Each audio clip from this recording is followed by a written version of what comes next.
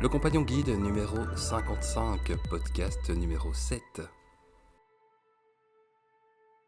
Édito. Chères lectrices, chers lecteurs, l'année que nous venons d'entamer s'annonce riche en défis, en accomplissements et surtout en opportunités de grandir ensemble. À travers chacune de nos initiatives, nous exprimons pleinement notre engagement collectif envers nos bénéficiaires, nos familles d'accueil et nos élèves à quatre pattes. Et justement, en parlant d'initiative, nous avons le plaisir de lancer la 11e édition de l'Opération Violette. Cette nouvelle décennie de vente solidaire mobilisera nos équipes durant ce beau mois de mars. À cette occasion, nous aurons, entre autres surprises, l'immense plaisir de tenter de financer ensemble le 200e chien formé par entrevue. Un chiffre certes symbolique, mais représentatif de notre mobilisation commune au fil des ans. En juin prochain, ce sera la Marche Ardente qui fera son grand retour, un événement incontournable de notre calendrier. Ce moment privilégié permettra de rassembler les bénévoles, les familles d'accueil, les bénéficiaires, les partenaires, compagnons canins, marcheurs et marcheuses adeptes au cœur des bois du Sartillemont. L'année sera également marquée par une étape cruciale, la visite d'un assesseur IGDF, l'International Guide Dog Federation, dans le cadre de la reconduction de notre agrément. Cette évaluation, toujours exigeante, est aussi une formidable occasion de démontrer la qualité de notre travail et de mettre en lumière les progrès accomplis depuis la dernière visite. Grâce à l'implication et au dévouement de nos équipes, nous sommes prêts à relever ce défi avec confiance. Enfin, nous sommes particulièrement fiers d'annoncer qu'au cours de cette année, notre équipe participera à une formation spécialisée prodiguée par l'IGDF au Royaume-Uni. Ce moment d'apprentissage et de partage promet d'enrichir notre pratique. 2025 s'annonce donc comme une année charnière, une année nous permettant de construire, d'apprendre et d'avancer ensemble. À travers chaque projet, nous réaffirmons notre engagement de vouloir offrir le meilleur à celles et à ceux qui nous font confiance, qu'ils soient à quatre pattes ou à deux jambes. Merci à tous ceux qui, de près ou de loin, rendent possible cette aventure extraordinaire. Votre soutien, votre engagement et votre enthousiasme font toute la différence. Ensemble, faisons de cette année une réussite collective.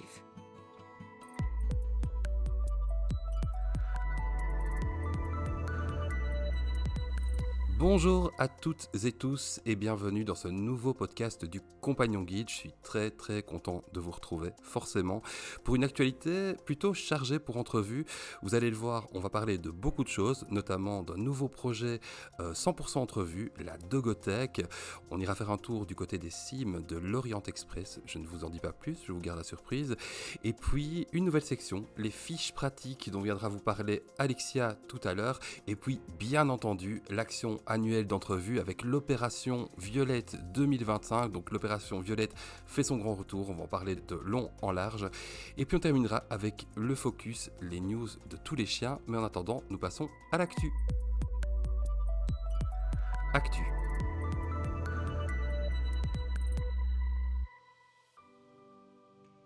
Donc pour cette actualité chargée, commençons directement par la Marche Ardente qui fait son grand retour après une année de pause due à des travaux routiers, vous le savez. La Marche Ardente revient pour sa 3e édition. L'événement se tiendra le dimanche 15 juin 2025, retenez bien la date, c'est le dimanche 15 juin 2025 au Clos du Sart de Liège, comme à l'habitude. Alors pour ce grand comeback, les organisateurs ont mis les petits plats dans les grands, on ne vous le cache pas, en proposant de tout nouveaux parcours adaptés à tous les niveaux. Donc il y aura 5 km, 5 km PMR, 10 km, 15 km et puis pour les plus courageux et courageuses, 20 km. Donc chacun y trouvera son bonheur. Comme à l'habitude, une attention particulière sera portée à la valorisation des produits locaux avec des boissons artisanales et une petite restauration de qualité. Bien entendu, on recherche comme chaque année des soutiens. Donc on lance un appel à bénévoles. Vous qui écoutez cet appel, surtout contactez-nous à l'adresse info au singulier @entrevue.be. Différentes missions sont proposées ce jour-là, notamment le fléchage et le défléchage de tous les parcours, la gestion du bar, du barbecue, le jour de l'événement, la vaisselle, la vente de jetons, le rangement de la salle, en tout cas il y en a pour tous les goûts. Je continue cette actualité chargée et je ne suis pas seul aujourd'hui. Je sais qu'elle est un peu stressée parce que c'est son tout premier podcast, car oui, nous accueillons une nouvelle collaboratrice dans l'équipe. Bonjour Manon. Bonjour Jeff. Comment vas-tu ? Ça va, comme tu le dis, je suis un peu stressée pour ce petit podcast, c'est une grande première pour moi. Mais sache que nos auditeurs et auditrices sont hyper bienveillants, donc il n'y a vraiment aucun souci. Est-ce que tu peux justement te présenter à notre audience ? Alors moi c'est Manon, je suis diplômée enseignante primaire. J'ai enseigné pendant 4 ans dans plusieurs écoles en tant que remplaçante. J'aime beaucoup ce métier, mais ce n'était pas ma vocation. Et c'était important pour moi de travailler dans un métier qui m'anime. Et donc, en parallèle de l'enseignement, j'ai entamé une formation en soins animaliers. Et me voilà donc maintenant, après toutes ces années de recherche de métier passion, chez Entrevue, un métier qui me permet de travailler avec les chiens quotidiennement et dans l'aide à la personne. Je continue à te mettre à l'épreuve si tu es d'accord ? Allons-y. Ok, on continue l'actualité. Est-ce que tu peux nous parler de l'aventure de Regards croisés ? Eh bien, nous souhaitons partager quelques nouvelles de la folle aventure que vit actuellement notre film documentaire, Regards croisés, dit en version internationale Different Perspectives. Pas mal l'accent anglais, n'est-ce pas ? Le reportage donc de Caroline Poisson poursuit son incroyable parcours dans les festivals. Après avoir ému l'Inde, Stockholm, New York, le Colorado, Vichy et Rome, c'est désormais au Kosovo que le documentaire s'apprête à être présenté. Nous tenons encore à remercier chaleureusement la Fondation Roi Baudouin et la province de Liège pour leur soutien précieux et leur confiance en ce beau projet. La sortie publique du film est toujours prévue pour la fin d'année 2025. Que de bonnes nouvelles. Et tant qu'on y est, je vais vous parler d'un autre projet, celui de Brigand, pagaille à l'Académie Chien, que c'est mystérieux. Il y a quelques mois, notre association a eu le plaisir de rencontrer Clarisse Bowens, une auteure passionnée de livres pour enfants. Dans le cadre de l'écriture du 2e tome des aventures de son chien, détective Brigand, Clarisse souhaitait en apprendre davantage sur le rôle essentiel des chiens d'assistance. Ce projet a rassemblé 2 écoles de chiens d'aide, donc Diadis et Osmose, et notre école de chiens guide, bien entendu. L'objectif a été de partager notre expertise respective afin d'enrichir cet ouvrage unique. Aujourd'hui, on est totalement fiers d'avoir contribué à sensibiliser les plus jeunes à l'importance des chiens d'assistance à travers cette très belle collaboration. Le livre Brigand, chien détective pagaille à l'Académie Chien, c'est son nom, est maintenant disponible dans la plupart des librairies et des commerces dédiés sur commande ou en magasin. On passe à la suite. Dossier. Dogothèque, la bibliothèque 100% canine. Depuis plusieurs mois, une aura de mystère flottait dans les couloirs de votre association préférée. Employés et bénévoles s'activaient discrètement entre réunions secrètes, parchemins griffonnés et échanges passionnés. Quelque chose de grand se préparait. Aujourd'hui, l'heure est venue de lever le voile sur toute cette histoire. Vous pensiez que la bibliothèque de Poudlard était l'endroit le plus extraordinaire au monde ? Préparez-vous peut-être à changer d'avis en découvrant la Dogothèque, un projet unique, conçu pour nos chiens en formation et leurs familles d'accueil. Jeux, livres et autres objets didactiques les attendent dans cette bibliothèque exceptionnelle. Une aventure magique, taillée sur mesure pour nos compagnons à 4 pattes et nos bénévoles.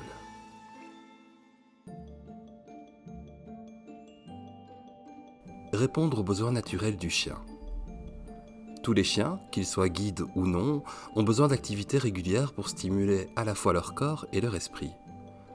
Au fil des années, l'association a acquis des équipements spécialisés afin de pouvoir répondre à ces besoins essentiels.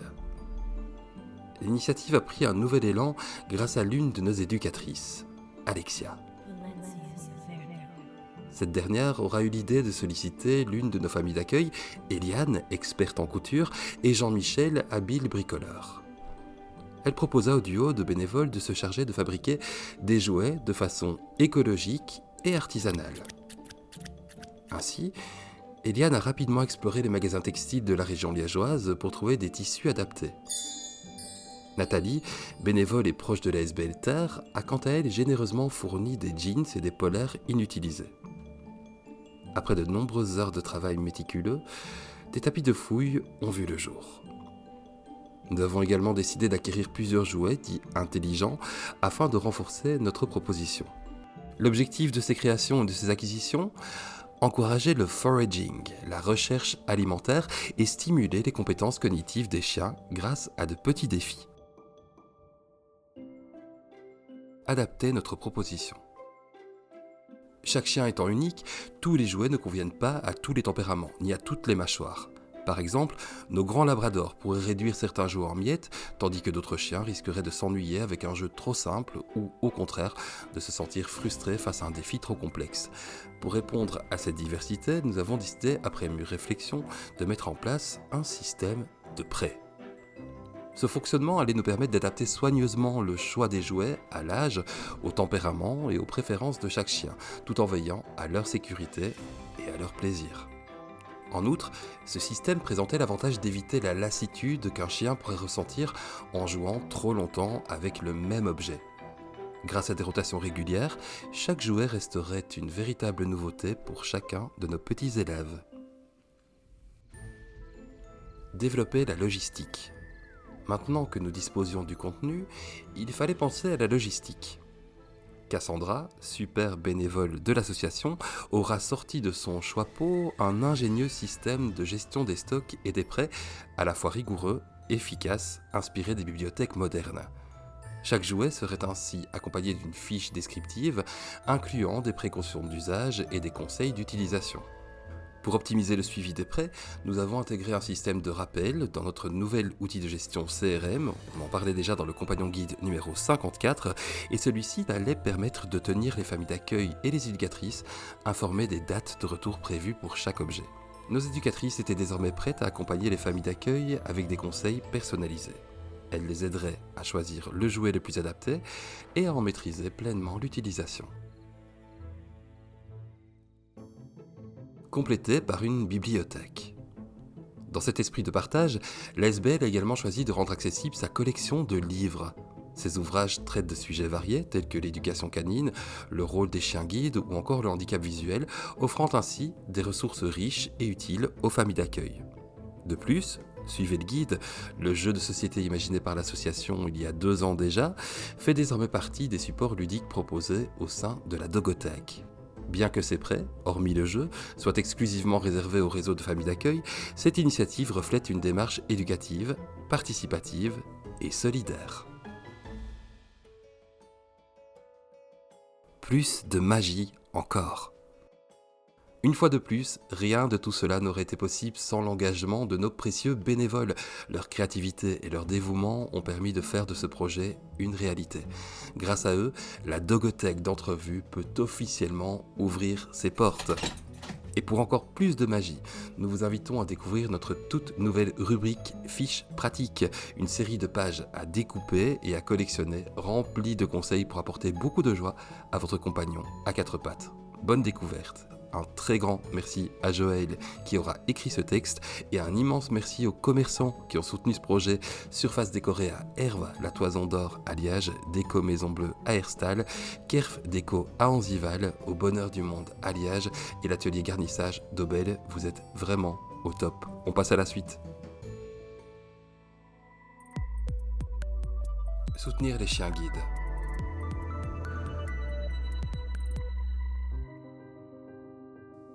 Chers donateurs, chères donatrices, grâce à vous, notre mission prend vie jour après jour. Votre confiance et votre soutien nous permettent d'avancer et d'accomplir avec cœur notre engagement auprès de ceux qui en ont besoin. Cette année marque une étape importante avec la formation de notre 200e chien guide. Un chiffre fort, chargé de sens, qui n'aurait jamais été possible sans votre générosité. Pour cette année et pour toutes celles à venir, nous souhaitions vous dire simplement merci du fond du cœur.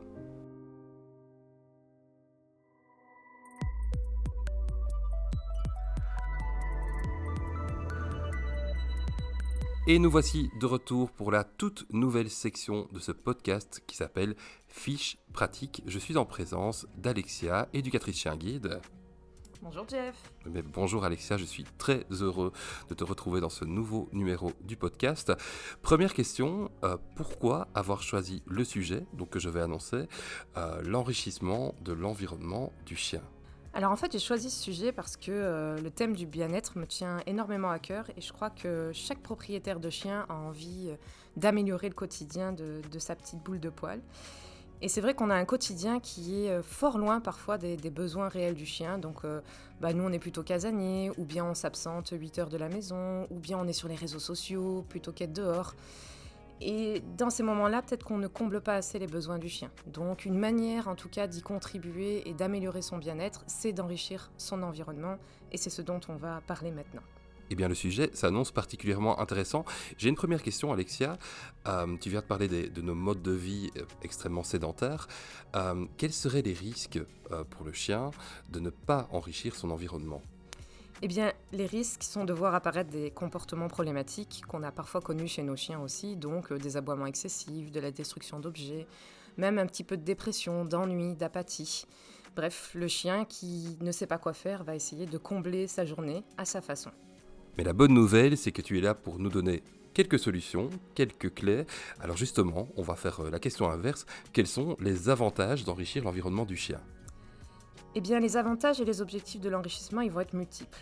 Le premier, ça va être déjà de favoriser l'autonomie du chien, de le laisser un peu se débrouiller et de le laisser réfléchir, de renforcer sa concentration, de chercher des solutions face à un défi, et aussi de diminuer l'ennui et l'anxiété du chien.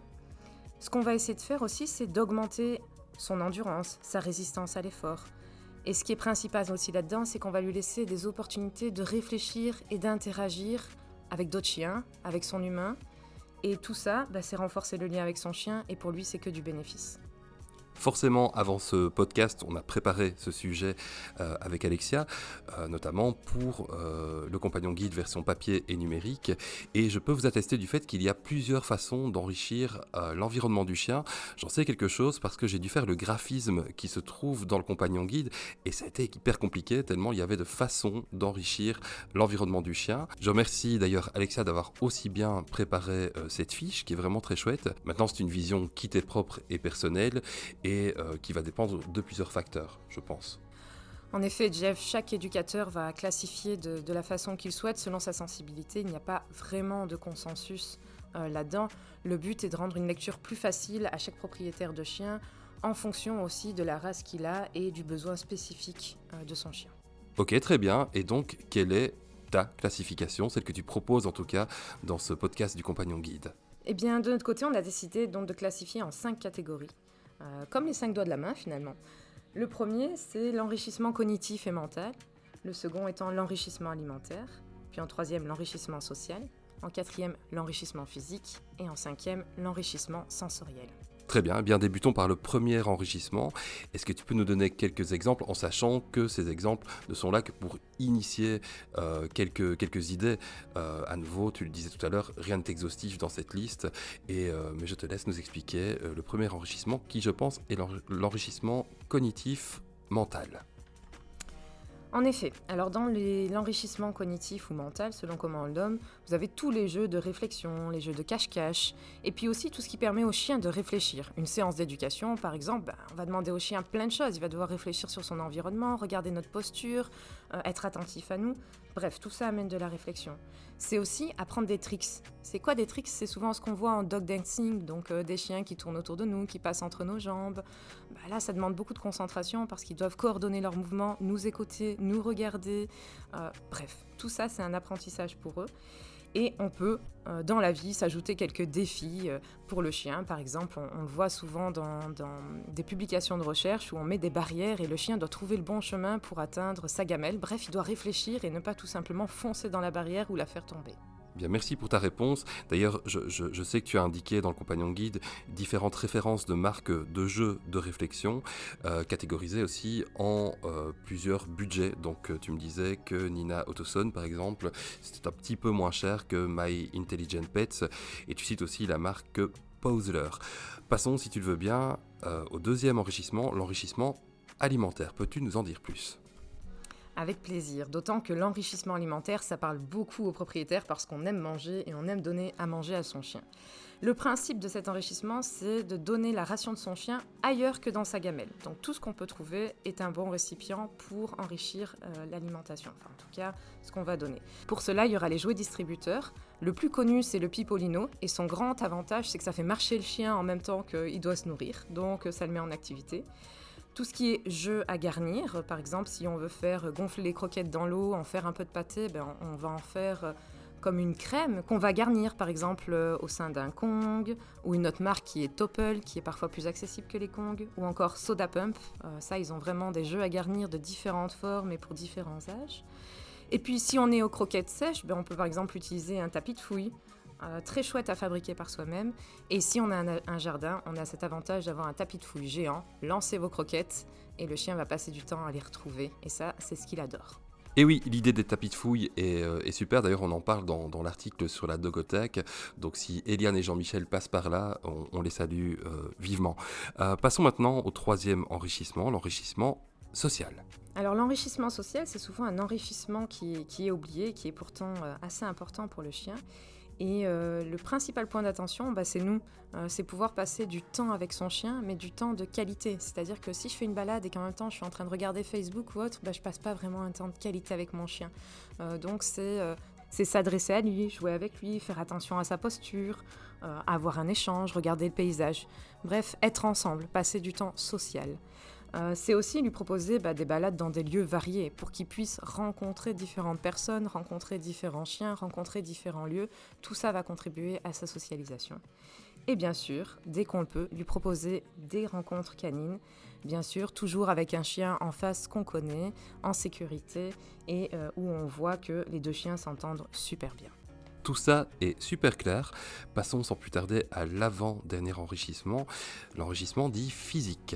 L'enrichissement physique, c'est parfois un enrichissement qu'on oublie aussi. Pourquoi ? Parce qu'on voit que notre chien il est bien tranquille sur le canapé et on n'a pas envie de l'embêter. Mais ça reste quand même un animal qui a besoin de bouger, qui a besoin de se dépenser et qui, dans la nature, passe énormément de temps à se déplacer. Et donc l'enrichissement physique, nous, ça va être une balade, c'est déjà super chouette. Et dans cette balade, on pourrait jouer. Jouer, ça va être saisir un jeu, lancer une balle, parfois faire un peu la bagarre avec son chien, se rouler. Moi, il m'est arrivé de me rouler au sol avec mon chien. Et ça contribue aussi à cet enrichissement social dont on vient de parler.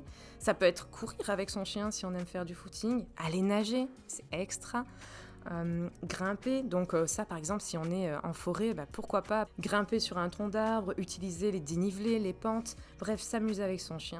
Et bien sûr si on a les possibilités, tout ce qui est sport canin, l'agility, le frisbee, le paddle, tout ça va vraiment contribuer à enrichir de manière physique l'environnement du chien. Je ris un petit peu parce que je connais très bien ma collègue et je l'imagine très très bien se rouler avec son chien, il n'y a aucun souci là-dessus, ça c'est 100% Alexia. Passons si vous le voulez bien à l'enrichissement sensoriel, donc 5e enrichissement. L'enrichissement sensoriel, et pas des moindres, on le sait combien nos chiens ont des sens développés et que parfois on a tendance à oublier ou en tout cas à ne pas favoriser. Le premier qu'on connaît très performant chez le chien, bien sûr c'est l'odorat. Comment est-ce qu'on peut faire ? C'est tout simplement laisser renifler son chien en balade. Nous, ce qu'on a envie, c'est, allez, on marche, on avance, on va d'un point A à un point B. Mais non, laissez-le renifler. La balade, c'est vraiment son Facebook. Il a besoin de prendre des nouvelles de ses potes, des gens qui sont passés. Et c'est pas grave si vous faites que 100 mètres. Utiliser le flair du chien, c'est quelque chose qui va énormément le fatiguer. Ce que vous pouvez faire aussi à la maison, c'est cacher son jouet favori dans le jardin, dans une autre pièce, et il doit le retrouver. Et après, il y a aussi toutes les activités de flair qui sont plus structurées en extérieur avec un éducateur, comme le man-trailing ou la détection d'odeur. Je pense que les auditeurs et auditrices vont partir avec plein de chouettes idées et on va continuer dans les sens justement par rapport à cet enrichissement sensoriel. Peux-tu nous parler de la vue et de l'ouïe par exemple ? Eh bien pour la vue, certains chiens adorent regarder par la fenêtre. On sait combien parfois nos chiens peuvent être des commères, mais pour eux c'est une activité que de voir ce qui se passe dans la rue. Tant qu'elle n'amène pas à des aboiements excessifs, laissez faire votre chien, il adore ça. Ça peut être aussi regarder d'autres animaux. Tiens, regardez l'écureuil qui est en train de se promener sur l'arbre ou regardez le chat qui passe. Encore une fois, si ça n'amène pas à aboyer comme un fou à se jeter sur la fenêtre, laissez-le faire. Quoi qu'il en soit, c'est un enrichissement pour lui. Il y a aussi l'ouïe. On l'oublie parfois, mais les chiens aiment la musique classique qu'on peut mettre dans un volume plus bas, parce que les chiens entendent 4 fois plus que nous, donc ça, il faut en tenir compte.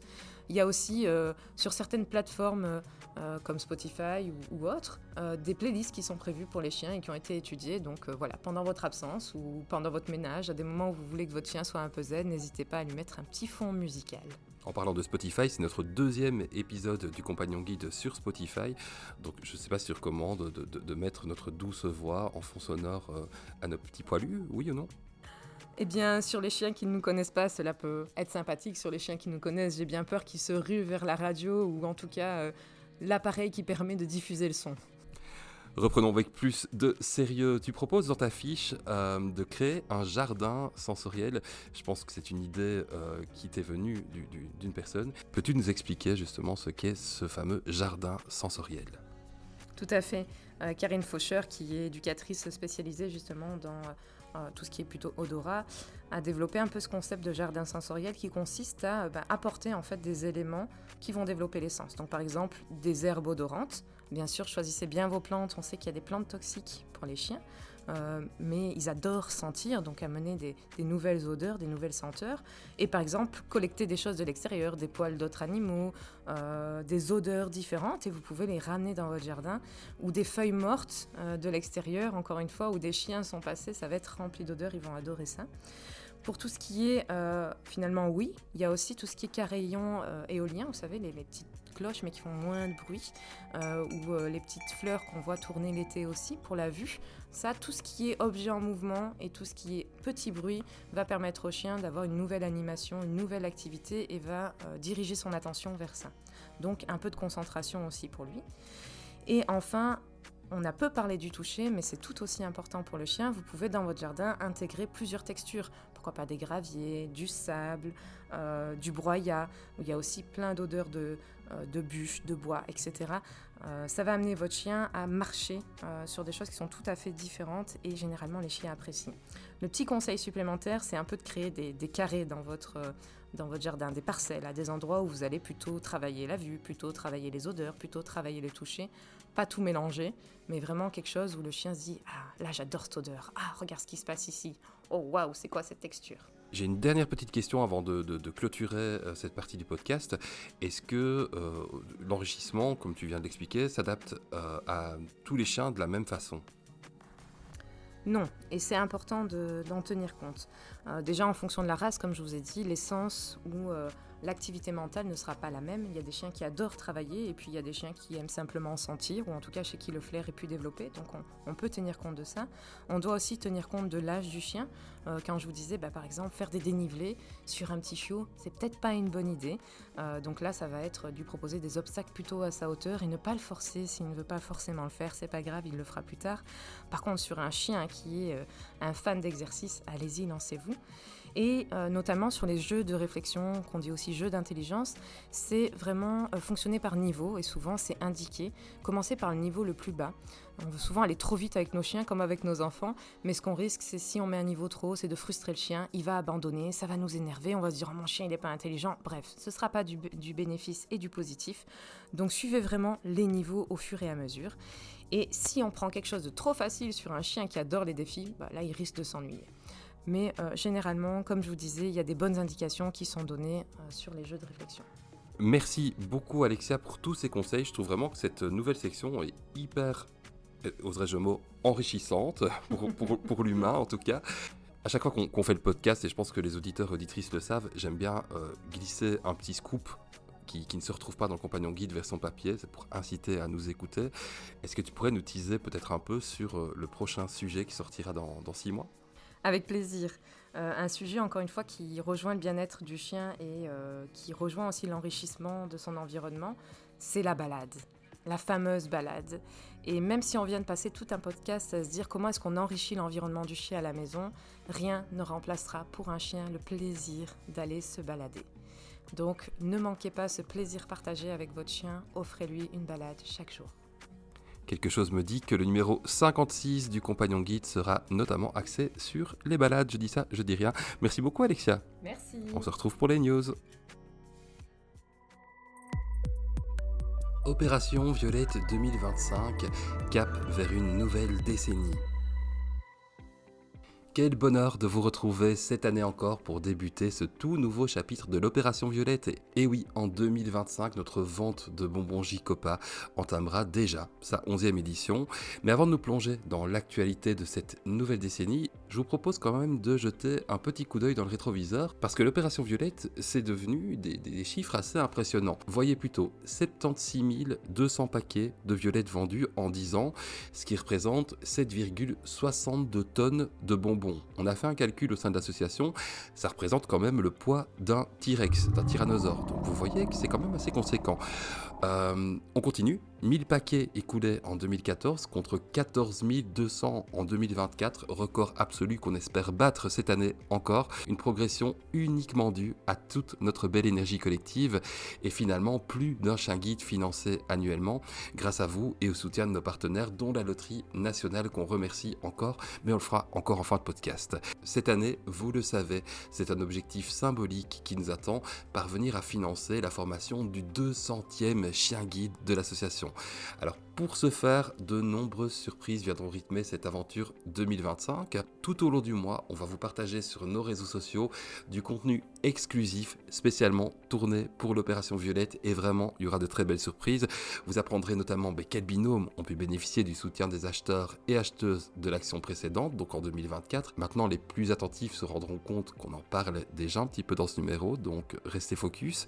Et alors on va aussi faire une mise en lumière des petites mains précieuses qui nous aident à étiqueter les milliers de paquets de bonbons. Je vous jure que c'est un travail de titan et on verra ça durant le mois de mars. De plus, chaque samedi du mois de mars évidemment, vous retrouverez nos bénévoles au shopping Belle-Île de Liège pour des moments de vente inoubliable. C'est toujours l'occasion de partager un moment convivial tout en échangeant autour de notre mission et de l'expérience de nos familles d'accueil. Donc venez à notre rencontre, on vous y attend d'ores et déjà nombreux et nombreuses. Cette année, je vous le disais, on va essayer de battre le record absolu détenu par l'opération Violette 2024 et pour ce faire, nous avons besoin de chacun et de chacune d'entre vous.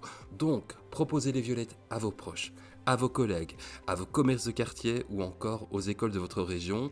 Les bonbons peuvent être retirés directement à l'association ou envoyés partout en Belgique via Mondial Relais. On a vraiment besoin de vous. Je vous donne toutes les informations pratiques juste après, mais s'il vous plaît, vraiment mobilisez-vous durant ce mois 100% chien guide. Pour vous accompagner dans les ventes, des supports de présentation de l'opération Violette sont disponibles sur simple demande à mon adresse j.bertemes, BERTEMES, entrevue au pluriel.be. Et pour les écoles, nous proposons, comme chaque année, du matériel pédagogique, des jeux de société, des vidéos témoignages, etc., afin de soutenir les enseignants qui souhaiteraient intégrer le beau projet du chien guide à leur classe. C'est grâce à vous que l'opération Violette ne cesse de grandir, donc je voulais vous remercier d'avoir été là durant cette incroyable décennie passée, et je voulais aussi vous remercier au nom de toute l'équipe pour toutes les années de solidarité à venir. Finalement, un merci tout particulier à chacun de nos super partenaires. Vraiment, ils mettent du cœur chaque année à nous soutenir et sans eux, la mise en place d'une campagne de cette envergure ne serait tout bonnement pas possible. Donc merci à vous toutes, merci à vous tous, du fond du cœur, au nom de toute l'association. On passe directement aux questions fréquentes concernant l'opération Violette. Et nous voici pour les questions fréquentes autour de l'opération Violette. L'année dernière, nous avons catalogué toutes les questions fréquentes qu'on nous posait autour de l'opération Violette, tant pour les acheteurs que pour les vendeurs, et on a tout compilé ici dans ce podcast pour vous répondre au mieux et le plus précisément possible. Tout d'abord, quand se déroulera l'édition 2025 à vos agendas? L'opération Violette 2025 se déroulera du samedi 1er au lundi 31 mars. Et oui, cette année, le début de l'opération tombe un week-end, un samedi, donc on entame directement par une journée à Belle-Île. Toutefois, afin de permettre à notre équipe d'assurer le premier flux de commandes, les préventes seront ouvertes dès le lundi 24 février en ligne. Donc n'hésitez pas à aller sur notre plateforme, je vous donne le lien juste après. On passe à la deuxième question. Combien coûtent les violettes et comment sont-elles conditionnées? Très bonne question. Un paquet coûte 3 € et ces paquets sont conditionnés par boîte de 24 sachets. Donc si on prend notre petite calculatrice, une boîte équivaut donc à 72 €. Maintenant, il est tout à fait possible d'effectuer un achat par sachet ou par boîte complète, c'est à vous de voir. Troisième question, comment acheter des violettes? 3 solutions s'offrent à vous. Soit vous vous rendez auprès de nos commerces partenaires. Vous le savez, chaque année, une carte interactive de ces commerces est publiée sur nos différents canaux de diffusion en début d'action. Il vous suffit d'aller voir, de cliquer, renseignez-vous éventuellement auprès du commerce pour savoir s'il a encore du stock et puis vous rendez simplement sur place pour acheter plein de violettes. Vous pouvez aussi, deuxième solution, acheter les violettes via notre boutique en ligne. Vous pouvez les commander à l'adresse https://don au pluriel.entrevue au pluriel.be. Nous assurons les envois par Mondial Relais ou en retrait direct à l'association. Et tant qu'on parle des retraits à l'association, vous pouvez venir sur rendez-vous à l'adresse suivante, 78 rue Monulf, 4000 Liège. On vous attend déjà avec impatience. Passons aux questions concernant les vendeurs de l'opération Violette, et je sais qu'ils sont nombreux et nombreuses à nous écouter. Quand puis-je effectuer mon retrait ? Eh bien, les retraits seront possibles dès le vendredi 14 février. Merci de nous tenir au courant de votre venue, soit par téléphone, soit par mail. Il est possible qu'on ait des rendez-vous à l'association, donc c'est toujours préférable de nous prévenir. On peut également faire parvenir vos caisses dans le point Mondial Relais de votre choix. Dans ce cas-là, vous me téléphonez simplement à l'association au 04 250 65 05 et nous planifierons ensemble l'envoi de votre commande. 5e question fréquente. Lorsque j'effectue un retrait à l'association, est-ce que je dois payer directement les violettes ? Eh bien non, il n'est pas nécessaire de payer immédiatement les violettes lors du retrait. Vous pouvez effectuer le virement ultérieurement chez vous, mais avant le 1er avril 2025, on insiste pour ne pas étaler les paiements sur toute l'année. Donc on essaie vraiment que l'opération violette dure un mois intense certes, mais un mois vraiment génial. Si vous préférez régler sur place, un terminal Bancontact est également disponible à l'association. Dernière et 6e question, que faire s'il me reste des invendus ? On demande à chaque vendeur d'estimer au mieux ses ventes, c'est pas toujours facile, mais on vous demande de nous prévenir d'éventuels invendus avant le lundi 24 mars. Pourquoi ? Parce que les invendus pourront ainsi être revendus au Shopping Belle-Île lors de notre dernière journée de vente. Notre objectif étant de ne pas conserver les violettes d'édition en édition et d'écouler tout le stock en un seul mois. On passe directement à l'agenda de l'opération Violette. C'est un agenda chargé qui nous attend au mois de mars avec cette nouvelle édition de l'Opération Violette. Le vendredi 14 février, en cette belle journée des amoureux, eh bien les retraits seront possibles à l'association pour les vendeurs. Il n'y a pas de hasard, on vous aime très fort. Le lundi 24 février, ce sera le lancement des préventes en ligne sur notre plateforme de commande et de dons. Et le samedi 1er mars, vous savez, ce sera le lancement de l'Opération Violette 2025. En parlant de samedi, eh bien les premiers 8, 15, 22 et 29 mars, nous serons présents avec nos bénévoles, nos familles d'accueil, nos vendeurs et vendeuses au Shopping Belle-Île de Liège, quai des Vennes numéro 1 à 4020 Liège. Le mercredi 5 mars, nous annoncerons le premier binôme formé grâce à l'opération Violette 2024, donc grâce aux résultats de l'année précédente. Le mercredi 12 mars, nous annoncerons le deuxième binôme formé grâce à l'opération Violette 2024. Alors pourquoi deux binômes ? Parce que nous avons réussi à vendre énormément de paquets l'année dernière et la Loterie Nationale nous a soutenus également dans le cadre de l'opération Violette. On les en remercie. Donc actuellement, nous sommes en mesure, grâce à l'opération Violette, de financer un binôme et un peu plus, raison pour laquelle on vous présentera deux binômes cette année. Le mercredi 19 mars, je l'ai déjà dit tout à l'heure, nous ferons un focus sur nos étiqueteurs de choc, nos petites mains magiques. Le mercredi 26 mars, là je ne dis rien, parce qu'une super surprise vous attend sur nos réseaux, mais vraiment je ne dis rien pour le moment. Et finalement, le vendredi 31 mars, ce sera la clôture de l'opération Violette 2025. Nous sommes déjà certains qu'elle va cartonner grâce à vous, donc on se mobilise, on y va à fond, cette année encore, et on compte sur vous. Inclure le chien guide dans votre testament. Imaginez un geste qui dépasse le temps, un acte de générosité qui change des vies. En intégrant notre mission dans votre testament, vous donnez à des personnes malvoyantes ou non-voyantes la possibilité d'accueillir un chien guide, un compagnon indispensable pour leur autonomie et leur sécurité. Votre soutien permettra de former ces compagnons extraordinaires et de construire un avenir où l'indépendance et la sécurité sont accessibles à toutes et tous. Pour concrétiser ce geste porteur de sens, consultez votre conseiller juridique ou contactez-nous.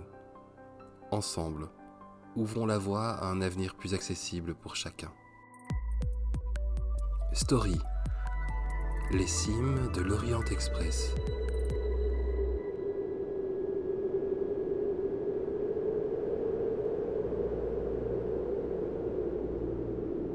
Le compagnon guide a toujours eu pour vocation de vous transmettre des récits marquants et inspirants. Récemment, par un heureux hasard, nous devons bien l'admettre, nous avons découvert un livre témoignage intitulé Blind Courage. Ce texte émouvant relate une histoire vraie que nous sommes ravis de vous partager dans ce numéro.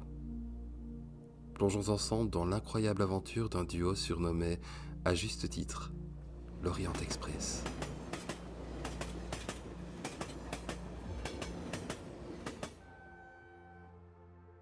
Bill Harwin vit en Caroline du Nord.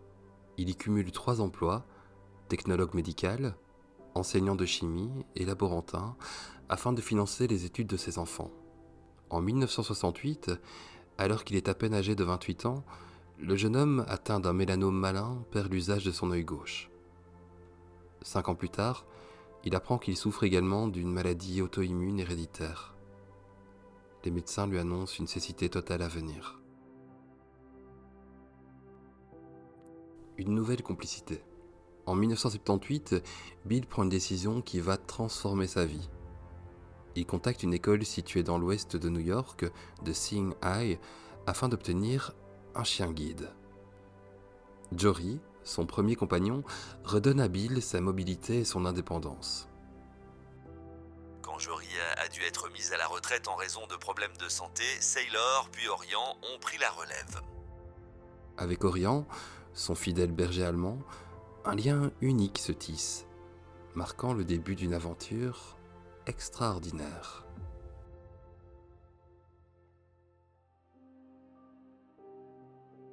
Le défi de l'Appalachian Trail.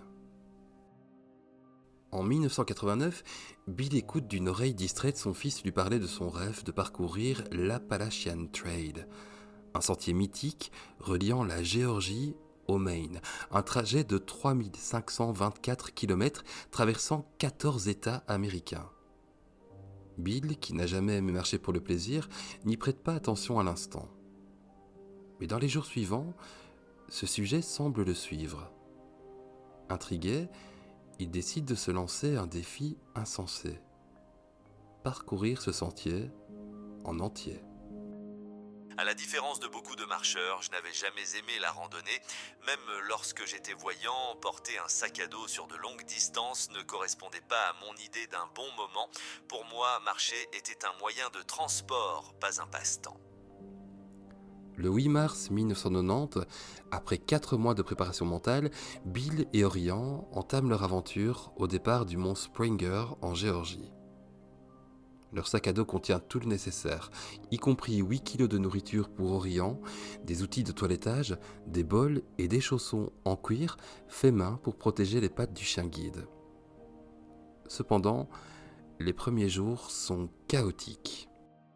Orient faisait exactement ce pourquoi il avait été entraîné en ville, s'arrêter devant tout obstacle. C'était parfait pour les trottoirs et les escaliers, mais cela ne fonctionnait pas ici.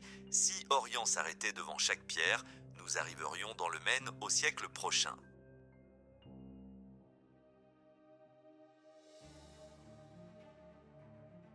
Rencontres et inspiration. Avec le temps, le binôme apprend à communiquer différemment. À travers les intempéries et les terrains escarpés, ils avancent, chutent et se relèvent ensemble. Leur courage attire l'attention des médias et bientôt des randonneurs espèrent croiser l'Orient Express, surnom affectueux donné au duo. Mais pour Bill, ce ne sont pas les projecteurs qui importent. Tout au long de cette randonnée, les journalistes s'étaient concentrés sur Orient et moi, mais j'aurais voulu leur faire comprendre que la vraie histoire résidait dans les centaines de personnes dont les noms et les visages ne feraient jamais la une. Ce sont elles qui m'ont inspiré à continuer. En mai, le duo atteint la Virginie. C'est ici qu'ils croisent un ours. Un épisode qui aurait pu tourner au drame. Se souvenant des conseils d'un garde forestier, Bill parle calmement à l'animal. expliquant qu'il n'avait que peu de nourriture et qu'Orion était son compagnon de route et non un ours miniature. L'animal finit par s'éloigner, laissant le binôme poursuivre leur chemin. En juillet, ils arrivent en Pennsylvanie, marquant la moitié du parcours. Cet état est connu pour ses sentiers difficiles et ses rochers coupants, mais Bill et Orion ne se laissent pas décourager. La fin du voyage. En août, Bill célèbre ses 50 ans dans le Massachusetts. Peu après, ils entrent dans le Vermont, prélude aux terribles montagnes blanches du New Hampshire. Un autre guide met Bill en garde. Les crêtes alpines des montagnes blanches sont exposées à des tempêtes soudaines, avec des vents de force ouragan et des températures glaciales, même en été. Bill et Orion avancent lentement, mais avec détermination durant 158 km. Enfin, après plus de 8 mois de marche, le binôme arrive au sommet du mont Katahdin, dans le Maine. Ils sont acclamés par la foule, mais Bill, poussé par le souvenir de son aventure, répond avec malice. Et maintenant, où allons-nous ? Ce voyage ne fut pas qu'une prouesse physique. Bill explique que le plus grand défi fut a posteriori de se réintégrer dans la vie quotidienne. Certaines nuits, je rêve que je suis à nouveau sur le sentier, je sens l'air frais et vivifiant, j'entends Orion fouiller dans les bois, et puis je me réveille et réalise que ce n'était qu'un rêve.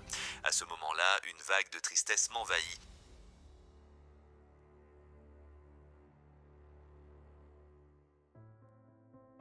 L'après. En 1991, Bill Harwin publie le récit de son voyage, Blind Courage. Après cette expérience littéraire, Bill devient un conférencier respecté, partageant son témoignage à des milliers de personnes. En 2014, Bill s'éteint, laissant derrière lui un héritage inspirant de résilience et de courage face à l'adversité. Nous n'avons malheureusement pas retrouvé de traces officielles du départ d'Orion. En 2019, Gabe Harwin, le petit-fils de Bill, lui rend hommage en empruntant à son tour l'Appalachian Trail. À lui d'ajouter, non sans émotion, « Parfois, lorsque la nuit tombait et que je marchais sans ma lampe frontale, je fermais un œil, plissais les paupières et me disais « Cela devrait ressembler, ne serait-ce qu'un peu, à ce qu'il vivait au quotidien. » Et bien voilà pour cette magnifique histoire. Si vous désirez en savoir plus, sachez qu'un reportage existe sur YouTube et qu'il s'appelle Amazing Grace, donc un reportage entièrement consacré au duo, un reportage d'époque. Attention que ce reportage et que le livre de Bill Harwin, donc Blind Courage, n'existe pour l'heure qu'en langue anglaise. Merci beaucoup pour votre écoute et on passe directement à une section très attendue, celle des news.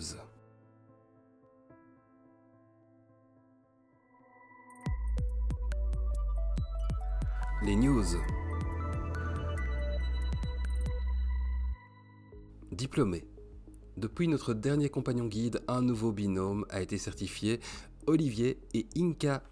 En décembre dernier, Olivier et Inka ont parcouru les rues de Liège pour démontrer tout leur savoir-faire après le stage des remises et 3 mois de vie et de déplacements communs. Ces deux globetrotters sont enfin prêts pour des grandes aventures ensemble et nous leur souhaitons de belles découvertes. Au terme de ce parcours test, ils ont pu retrouver Anne et Stéphane, famille d'accueil d'Inka. Beaucoup d'émotions pour la jolie demoiselle et une belle rencontre entre les humains qu'elle adore. Nous tenions à remercier Purpios Dogs, l'élevage d'Inka, Anne et Stéphane, sa famille d'accueil, Alena, son éducatrice, la Loterie Nationale et ses joueurs et joueuses pour la prise en charge d'une partie de la formation d'Inka, les acheteurs et acheteuses de violettes pour avoir directement participé à la formation d'Inka. En formation. Isla réalisera prochainement un deuxième essai de mise en service auprès d'une bénéficiaire. En décembre dernier, elle avait rencontré une personne déficiente visuelle, mais la connexion entre les deux n'a pas fonctionné suffisamment. Il est impératif pour nous de créer des binômes harmonieux où chacun éprouve du plaisir à travailler ensemble. Nous sommes certains que notre petite bosseuse rencontrera bientôt son humain pour la vie. Joker a débuté sa formation en novembre 2024. D'un naturel sensible, il apprend vite mais a aussi besoin d'une bonne relation avec son éducatrice. Très gâté, il bénéficie d'ailleurs de toute l'attention d'Alena, mais aussi de Manon, qui est actuellement en formation pour devenir éducatrice chien guide. Yoshi poursuit toujours sa formation en compagnie d'Alena et d'Alexia. Ce géant au grand cœur réalise des progrès quotidiens. Les week-ends, il retourne dans sa famille d'accueil. Il y retrouve avec beaucoup de plaisir l'adorable Knacky, un bébé teckel adopté récemment par Fabienne et Jean-Christophe. Djeko a débuté sa formation en début d'année. C'est un élève posé qui s'est très facilement adapté à sa vie à l'école. Son tempérament en fait un bon candidat pour être papa. Des bonnes nouvelles seront certainement à vous annoncer bientôt. En famille. Cassis a grandi en sagesse mais aussi en talent. C'est une chienne motivée à apprendre et d'un tempérament équilibré. Elle est pressentie pour devenir maman de plein de petits bouts futurs chiens d'assistance. Dans le cadre de notre partenariat avec la SBL Purpose Dog, elle sera encadrée par la famille d'Anne et Stéphane, ancienne famille d'accueil d'Inca, et elle pourra mettre au monde plein de jolis bébés. Merci à Josiane et François pour toute l'énergie positive et bienveillante offerte à notre jolie Miss. Bien qu'elle aurait été un chien guide exceptionnel, nous sommes convaincus qu'elle excellera tout autant dans son nouveau rôle. Elle est en passe de devenir une maman extraordinaire. Merci à Anne et Stéphane pour la prise de relais. Cassis va recevoir beaucoup d'amour. Lassie a bien grandi et se montre très sage. Elle s'adapte facilement à toutes les aventures de Chantal et Bruno. Les sorties au restaurant, les cours de tai chi, les promenades éducatives, sans compter l'accueil à la famille, des chiens guides déjà formés et surtout d'un bébé chiot qui vient d'arriver. Quel programme et quelle belle capacité d'adaptation. Lorax est rempli d'énergie adolescente. Il aime apprendre, connaît déjà plein de choses, mais nous ne vous cachons pas que pour l'instant, il est beaucoup plus intéressé par ses copains chiens que par les leçons sur les bordures et les escaliers. Sylvie veille au grain et nous sommes certains qu'elle lui offrira le cadre nécessaire à son plein épanouissement de jeune chien adulte. Loupi éprouve beaucoup de difficultés à gérer ses émotions face à un environnement ou un stimulus nouveau. Cela l'empêchera malheureusement de lui promettre une carrière de chien guide faite de défis permanents. Nous l'orienterons vers une vie de famille au calme. Un immense merci à Amélie pour son investissement à nos côtés. Merci également à la table ronde d'Andenne pour la confiance accordée et renouvelée. Lila a déménagé avec Véronique et ses 2 copains chiens. Désormais, il y aura plein de chouettes promenades près de la maison. Lila est une petite chienne au cœur tendre et bourrée d'énergie.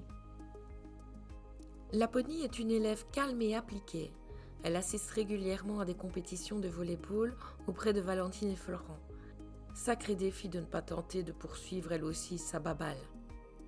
La famille de Valentine et Florent ont adopté définitivement Wanda, notre petite labrador noire qui ne voulait pas être chien guide.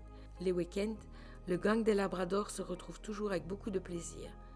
Merci à Anne-Françoise et Pierre d'avoir si bien pris soin de la belle. Laska suit Fanny sur les bancs de l'université. Elle fait d'énormes progrès et parvient à gérer sa belle et jeune énergie.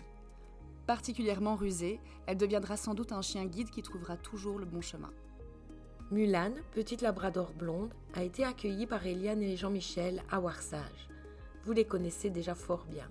Ils ont également été la famille d'accueil d'Esprit et d'Hiro. Sans parler de leur implication dans la dogothèque dont nous vous parlions en début de magazine. Comme d'habitude, la petite chienne peut assister aux cours donnés par Eliane. Les étudiants sont ravis de retrouver un petit élève poilu dans leur classe.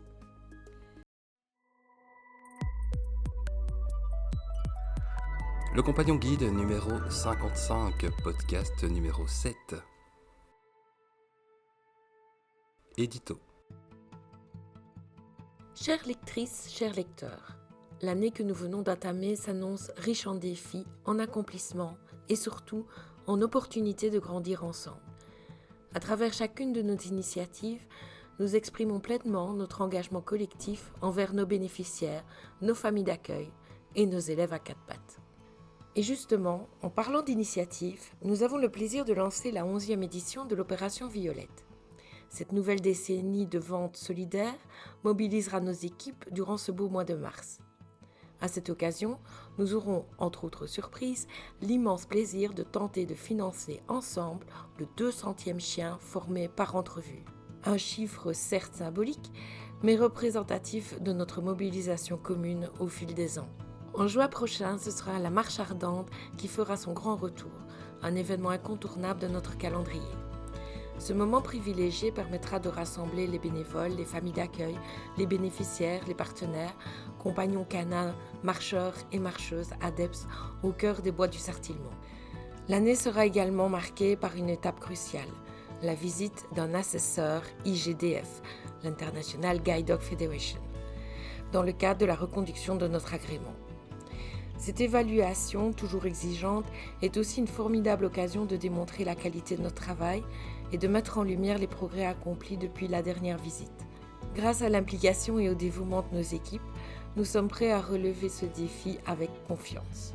Enfin, nous sommes particulièrement fiers d'annoncer qu'au cours de cette année, notre équipe participera à une formation spécialisée prodiguée par l'IGDF au Royaume-Uni. Ce moment d'apprentissage et de partage promet d'enrichir notre pratique. 2025 s'annonce donc comme une année charnière, une année nous permettant de construire, d'apprendre et d'avancer ensemble. À travers chaque projet, nous réaffirmons notre engagement de vouloir offrir le meilleur